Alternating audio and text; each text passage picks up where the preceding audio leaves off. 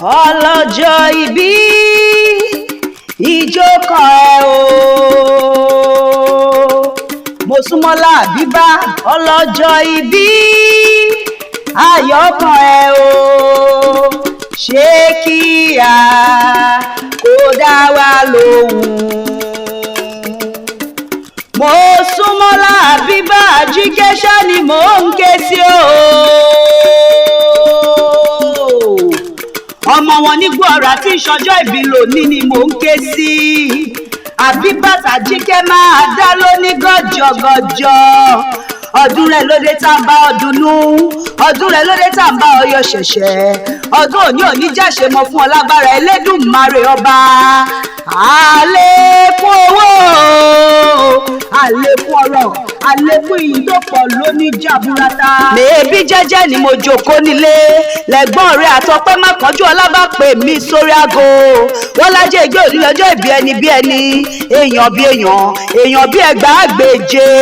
Ajeigbe wọ́n ní bó ti wù kó pẹ́ láyé tó òní mọ̀ nira òní tẹ́ òní tí ọ̀rọ̀ gbogbo tó ń pa ọ́ láyé òní pa ọ́ lẹ́kún síbí ilé rẹ̀ òní dí àwọn ilé rẹ̀ òní fọ́ porogodo. Ajeigbe wọ́n ní orógbó ajẹ́ ògbó àtọ́ ajẹ́ òtọ́ òbí ajẹ́ òbí kú àtàrùn sọnù nínú ọdún tuntun.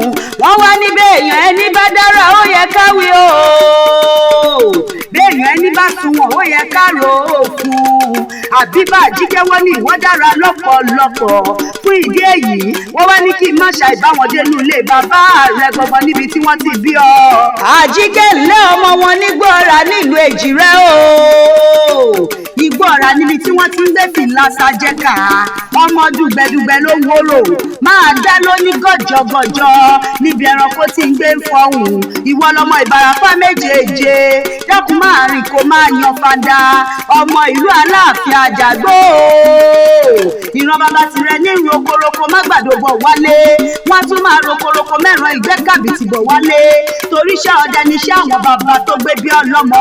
Àtàmátà sẹ́ni yóò bàbá tirẹ̀ ní mẹ́rìnsó nínú ilé tiyín Ìgbọ́ra ìlú olóòṣà bèjì mẹ́bí méjì lẹ́ ń bí nílé tiyín ọmọ òwọlé kílékún òwò ọ̀dẹ̀dẹ̀ kọ́dẹ̀dẹ̀ ọkùn ìlú ẹ̀dújọbí tí ń gbórí igi rétérété Èjìrè ará ìtòkù àwọn ni wíníwíní lójú orogún ọ̀bẹ kẹsẹ̀ bẹ́kítí ẹ̀yìn bẹ́ sílẹ̀ lákìsà ẹ̀ mọ́ sọ wọ́n donígbà aṣọ ọmọ méjì tí ń gbàkúnlẹ̀ ìyá títún gbàlóbalẹ̀ lọ́wọ́ bàbá tó gbé bí lọ́mọ. Ẹ̀yin lọ́mọ asọ̀gbẹ́dìlú ọmọ asá àtàndọ́jà ẹ̀yin á tún máa sọ̀gbẹ́dì ìgboro nílé àwọn bàbá tó gbé bí ọlọ́mọ gangan ni.